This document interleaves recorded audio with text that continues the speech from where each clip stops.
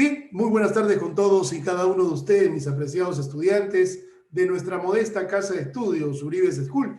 Te saluda tu profesor César Gerardo Uribe Guamaní, profesor responsable del curso de Historia del Perú, acá en nuestra modesta casa de estudios de Uribe School. Y esta clase el día de hoy, jueves, así es, 20 de mayo, va dedicada a los estudiantes del cuarto año de secundaria, sección A, de nuestra modesta casa de estudios. Tu profesor César Gerardo Uribe Guamaní, responsable del curso de Historia del Perú. Bien, abrimos los telones entonces para presentar un nuevo capítulo en la historia nuestra, en la historia nacional. El día de hoy vamos a hablar acerca del virreinato en el Perú. ¿Qué fue el virreinato en el Perú? Un nuevo tiempo, una nueva etapa en la historia nacional. Abarcó desde 1542 hasta 1820, casi 300 años de opresión, casi 300 años en manos del abusivo poder español. Así es, el virreinato del Perú entonces, mis apreciados estudiantes, en aquellos tiempos estaba comprendido por los actuales países de Bolivia, Ecuador y nuestro Perú, creado por cédula del 20 de noviembre de 1542 por su majestad el rey Carlos V, rey de España. El virreinato, en otras palabras, mis apreciados estudiantes, fue creado por el rey de España, Carlos I, con la finalidad de convertirse en el imperio más poderoso del mundo, no solamente en América del Sur, sino en todo el mundo. Te repito, fue creado por cédula del 20 de noviembre de 1542. Durante los siglos XVI y XVII, acuérdate que en toda América del Sur solo existían los virreinatos de México y nuestro Perú. El territorio del virreinato del Perú abarcó casi toda América del Sur, incluyendo Panamá en América Central, a excepción de Brasil, que este ya se convertiría en colonia netamente portuguesa. El virreinato del Perú, mis apreciados estudiantes, Sebastián Carvajal Nima, fue creado, repito, por el rey de España Carlos I o Carlos V, bajo real cédula del 20 de noviembre de 1542. Fueron 40 los virreyes que gobernaron el virreinato desde 1542 hasta 1820, siendo el primero Blasco Núñez de Vela y el último Don José de la Serna. Si nos preguntamos cuál fue la causa principal por la cual se establece el virreinato en estas nuevas tierras de América, vamos a ubicar ahí la dilatada, la controvertida guerra civil entre pizarristas y almagristas. Miren ustedes, acuérdense que Pizarro y Diego de Almagro van a protagonizar esta guerra civil por el poder, por la ambición de querer tener más. Finalmente ellos terminan acabando sus vidas. Miren ustedes, y la corona española pues definitivamente va a intervenir creando una nueva institución con la intención de convertirse en el imperio más poderoso del mundo. Esa fue la finalidad, establecer la paz luego de la controvertida guerra civil entre invasores y convertirse en el imperio más poderoso del mundo. Si yo le pregunto a Sebastián Carvajal, ¿qué escenario geográfico tuvo el virreinato? Él me responderá, profesor César Uribe, el virreinato del Perú se ubicó en la parte central y occidental de América del Sur, en el ex territorio del Tahuantinsuyo, y abarcó desde Panamá al norte y hacia el sur con la Tierra del Fuego. La capital de este escenario fue nada más y nada menos la gran ciudad de los Reyes, conocida también más tarde en tiempos de la República como la gran ciudad de Lima. Hablemos ahora acerca de su organización política, mi apreciado Sebastián. Mira tú, en España y en la colonia. Hablemos primero en España. La máxima autoridad, el rey. El rey como todos sabemos, gobernaba bajo tres formas de gobierno. La primera, absoluta. Lo segundo, teocrática. Y lo tercero, monárquico. Hablemos de la primera. ¿Por qué se dice que la forma de gobierno que tuvo el rey fue absoluta? Porque su palabra era ley. Todo lo que el rey decía tenía que cumplirse a carta cabal. Nadie refutaba, nadie contradecía la orden del rey. La voluntad del rey se convertía en ley. Nadie podía hacer caso omiso, oído sordo a lo que el rey pueda disponer. Por eso se dice que fue completamente absoluto. ¿Por qué teocrático, mi apreciado Sebastián? Se creía un ser superior, descendiente de un ser superior. Y vamos a colocar ahí a Dios. Por eso todo el mundo lo respetaba, lo obedecía y también le temía. En las manos del rey estaba la vida de las personas. ¿Por qué razón fue monárquica? Por la transmisión, porque la transmisión del poder solamente se podía dar de generación en generación a través de lazos sanguíneos. En otras palabras, el hijo del rey pasaba de príncipe a su majestad. Pero el rey no gobernaba solo, Fabricio Magno. El rey gobernaba acompañado, asesorado, monitoreado por una institución muy grande y con mucho poder, llamada Real y Supremo Consejo de Indias. El Real y Supremo Consejo de Indias gobernaba de la mano con el rey. Lo asesoraba, lo orientaba, monitoreaba y también proponía y sugería el nombramiento de las futuras autoridades en cada una de sus colonias. Por ejemplo, si bien es cierto, el rey nombraba al virrey, su representante en su colonia. Él lo nombraba, pero a propuesta, nada más y nada menos, por el Real y Supremo Consejo de Indias. O sea que este Real y Supremo Consejo de Indias estaba por encima del cargo de virrey. Sí, señor. Ahora hablemos de lo que acontecía en la colonia. Todos sabemos que el rey vivía en España, muy cómodo, plácidamente, ¿no? Y como él no podía estar en sus colonias, nombraba a su representante. Y el representante del rey fue el virrey. Todo virrey sabía desde cuándo era virrey, pero no sabía hasta cuándo era virrey. Todo eso va a depender, mira tú, Arelis, todo eso va a depender, Fabricio, de la buena obediencia, de la fidelidad que el virrey tenía ante las órdenes del rey. Y el virrey no gobernaba solo, gobernaba también internamente con una institución al cual él la presidía. Y esa institución era nada más y nada menos la Real Audiencia, acá en la Ciudad de los Reyes, conformada por oidores, por secretarios. Mira tú, y estos a la vez gobernaban de la mano con dos instituciones internas más. El cabildo, representado por el alcalde, y los corregimientos, representados por los señores corregidores. Dicho sea de paso, estos eran los más abusivos en los tiempos de la colonia. Por esa razón, el 4 de noviembre de 1780, José Gabriel Condorcanqui Noguera Túpac Amaru II, cacique Tungazuca, Surimana y Pampamarca, se rebeló contra el abusivo poder de los corregidores. Y eso marcó el inicio de una gran rebelión que movió los cimientos acá en América del Sur y en el Perú, y también causó grandes dolores de España, la rebelión de Túpac Amaru II. Mira tú, es importante que tú conozcas estas dinastías. Acá tenemos la pirámide organizacional política de lo que aconteció el imperio colonial.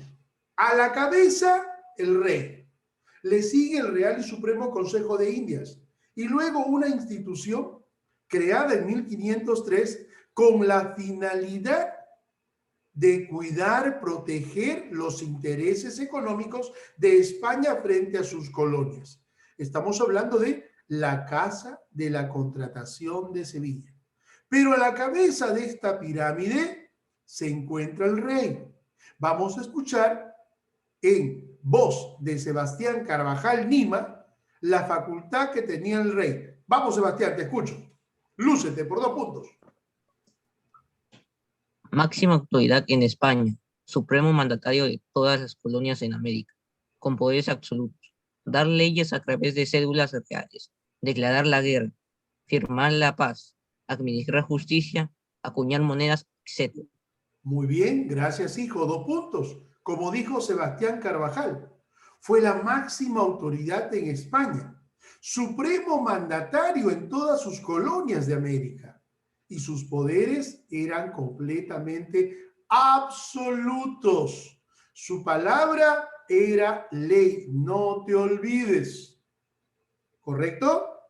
Y ahora el Real y Supremo Consejo de Indias. Vamos a escucharle a Arelis Cruzado. Vamos, hija, léeme la facultad que tenía el Consejo de Indias. Te escucho, Arelis. Emitía reales cédulas y reales órdenes. Este organismo era quien resolvía en última instancia en todos los pleitos de las audiencias. Este puesto era superior a los virreyes. Está compuesto por un presidente, un canciller, un registrador, 8 consejeros, un fiscal, 2 secretarios y una cronista o escritor. Perfecto, 2 puntos para nuestra compañera Arelis. El Real y Supremo Consejo de Indias emitía las reales cédulas y las reales ordenanzas. Era una especie de juzgado. Resolvía toda controversia, todo problema en última instancia a través de las audiencias. Y estaba compuesto, como dijo Arelis, por un presidente, un canciller, un registrador, 8 consejeros, un fiscal, 2 secretarios y un cronista o también llamado escritor. ¿Ustedes saben a quién se les llama cronistas? Fueron todos aquellos hombres que escribieron relatos, que observaron, escribieron lo que observaron, escribieron lo que escucharon y escribieron lo que se imaginaron.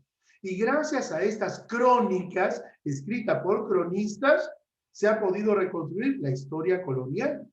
Miren ustedes, interesante. Eso fueron los cronistas, aquellos que escribieron relatos de lo que observaron, de lo que escucharon y también de los que se imaginaron.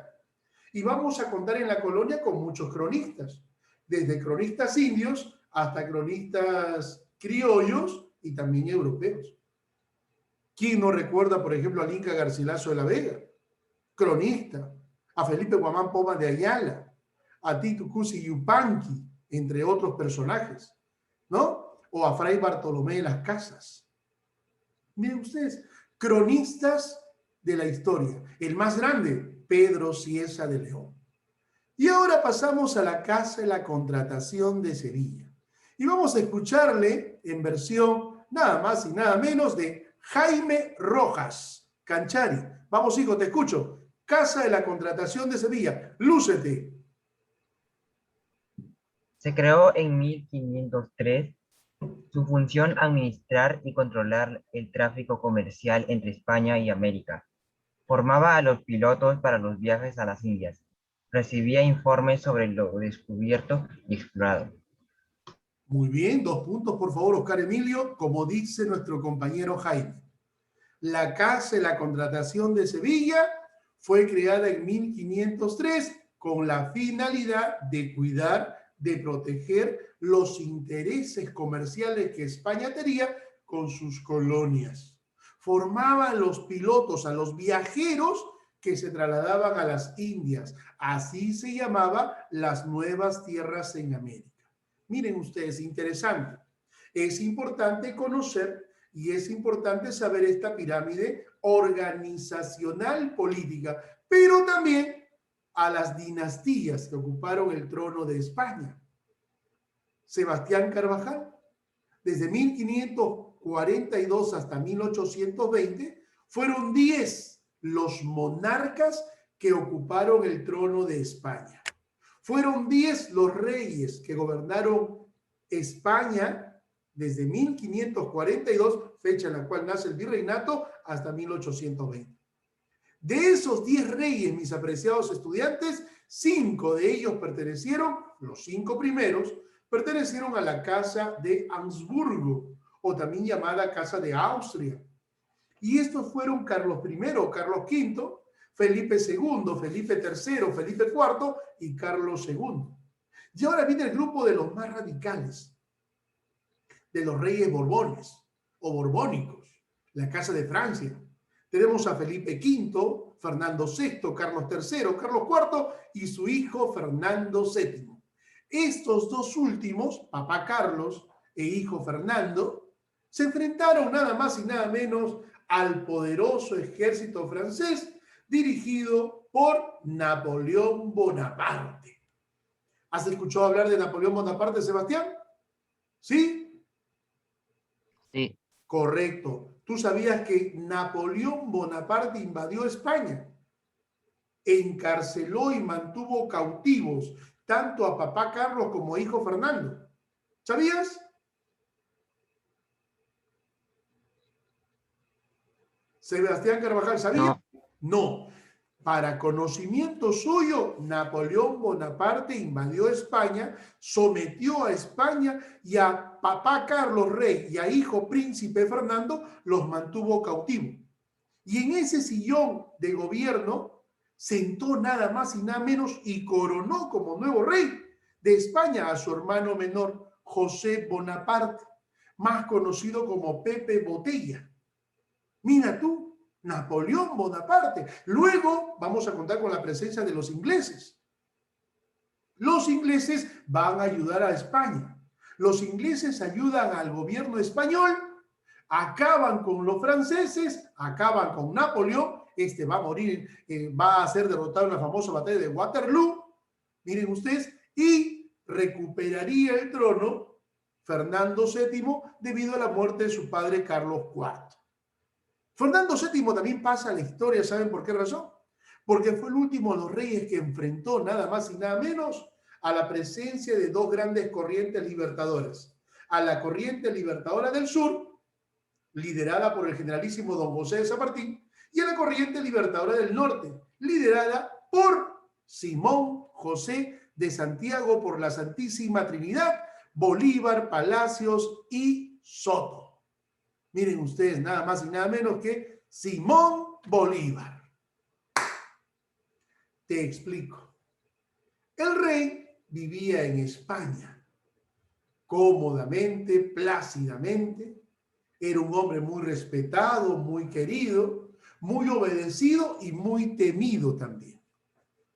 Este no podía estar en su colonia. Por lo tanto, nombró a su representante. Y el representante del rey en su colonia era nada más y nada menos que el virrey. Y para ser virrey se tenía que contar con 3 requisitos. Primero, ser español, peninsular, pertenecer a la península ibérica. 2, pertenecer a la clase social alta, o sea, la nobleza. 3, haber desempeñado cargo público antes de su nombramiento como virrey y haber desempeñado bien. Esos 3 requisitos eran categóricamente para consagrarlos y nombrarlos como virrey. El nombramiento de un virrey se debía al rey, pero en función o en base a la selección y a propuesta nada más y nada menos del Real y Supremo Consejo de Indias. Este jugaba un papel importante para su nombramiento por parte del rey. Su nombramiento lo hacía el rey y generalmente el tiempo o periodo era de 6 años. Pero en teoría, todo esto pesaba mucho más de acuerdo a los intereses reales. podía durar más o menos.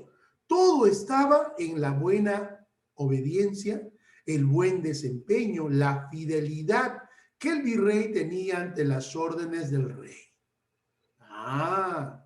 Todo virrey gozaba de 6 poderes. Todo virrey gozaba de 6 poderes. 1, poder político. Fue el representante del rey en la colonia. Fue la máxima autoridad y legislaba la vida colonial. Interesante. En cuanto al poder económico, el virrey dirigía la recaudación de impuestos, fomentaba la industria y fomentaba también el comercio. En cuanto al poder militar, el virrey era jefe supremo de las Fuerzas Armadas, tierra y mar, así como su deber era mantener la paz. En lo social, era un personaje muy distinguido, el más importante de todos. Este no debería casarse en la colonia, ni mucho menos enamorarse por el cargo que tenía. Y en cuanto al poder judicial, presidente de la Real Audiencia. Y en cuanto al poder religioso, nombraba a los párrocos y tuvo como deber la propagación de la fe católica. Acuérdense ustedes, los españoles traen la religión. Los españoles traen el espíritu de religiosidad con la intención de transformar, cambiar y convertir al indígena de idólatra, de poli, de panteísta a cristiano. Sí, señor. Y todos lo sabemos. Miren ustedes, el virrey tenía una tarea. ¿Saben cuál era la tarea del virrey? Escribir todos los días un diario. Todo lo que acontecía desde que se levantaba hasta que se volviera a acostar. Tenía que escribir todo. Esos documentos van a ser conocidos en adelante como memorias. Y esas memorias de todos los días y de todos los virreyes eran entregadas al virrey que ingresaba a gobernar. Cosa que el virrey, el nuevo virrey, le daba lectura y sabía cómo era la vida colonial. Gracias a esas memorias, mis apreciados estudiantes, que nos han dejado los virreyes, hoy podemos reconstruir la historia colonial. Hoy sabemos los pasajes de la historia colonial. Muy interesante. Todo virrey, antes que deje el cargo y antes que se vaya a la madre patria España, con sus riquezas, con lo que había acumulado, con sus bienes, era sometido a un proceso de investigación. Un proceso de investigación, profesor, sí, con la finalidad de saber qué cosa, si había sido honesto, transparente o si había sido de uñas largas. Si era lo primero, gracias, virrey. Usted puede llevarse los maravedíes que ha acumulado. Gracias por sus servicios. Se iba tranquilamente. Cogía el primer barco y se iba. Pero de hallarse culpable, el gobierno colonial le confiscaba sus bienes, se los quitaba todo. Y encima lo enviaba a la cárcel. Terminaba preso. ¿Y ustedes saben cuál fue la cárcel? ¿Cuál fue y dónde quedaba la prisión? Sí, señor, en el famoso puerto del Callao, donde hoy en día está la fortaleza del Real Felipe o los castillos del Real Felipe. Miren ustedes, entonces era sometido a un proceso el cual se llamaba juicio de residencia. Seguimos. Tenemos acá en pantalla los principales virreyes en la historia colonial. Y tenemos que resaltar al primero. Blasco Núñez de Vela. Gobernó desde 1544 al 46. Lamentablemente no pudo gobernar en sus anchas. Luego de emitir las famosas leyes nuevas, donde se le quitaría el poder a los encomenderos para pasarlos a la corona española, y luego de la dilatada guerra de los encomenderos por reclamar lo que se les estaba quitando, terminan asesinando al virrey Miren ustedes, Blasco Núñez de Vela, en la batalla de Añaquito, 1546, por las tropas de Gonzalo Pizarro. Otro personaje importantísimo fue el famoso virrey Francisco de Toledo, quinto virrey del Perú. Gobernó desde 1569 al 81. A este se le considera como el verdadero organizador del virreinato en el Perú.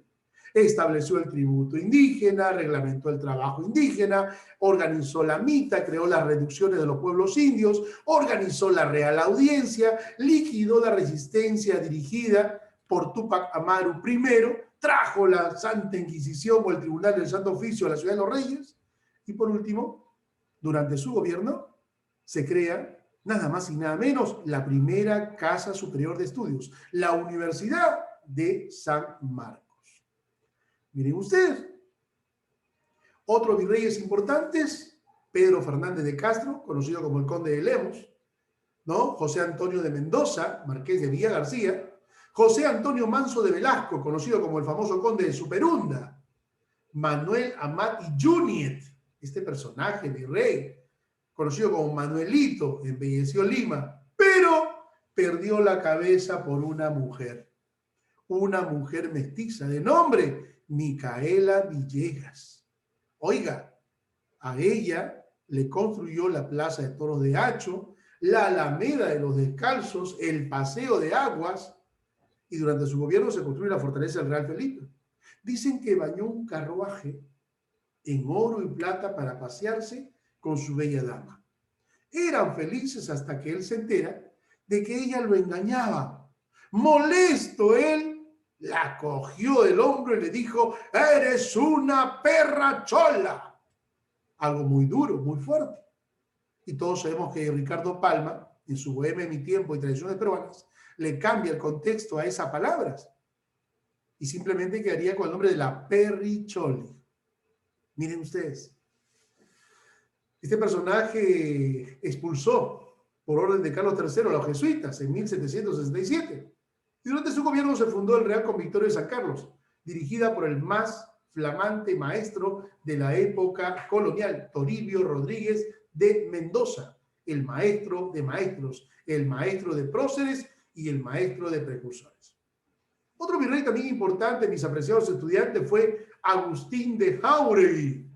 Durante su gobierno se revelaría en el Cusco Tinta 4 de noviembre de 1780 la rebelión más grande de todos los tiempos, la rebelión de José Gabriel Condorcanqui Noguera Túpac Amaru, cacique de Tungazuca, Surimana y Pampamarca. Miren ustedes. Otro virrey importante, Francisco Gil de Taboada, conocido como el nombre del Conde de Lemus, Fernando de Abascal y Sousa, Marqués de la Concordia, y el último de los virreyes, José de la Serna. Miren ustedes, mis apreciados estudiantes, aquel que fue derrotado en la gloriosa Batalla de la Libertad, Ayacucho, 9 de noviembre de 1824.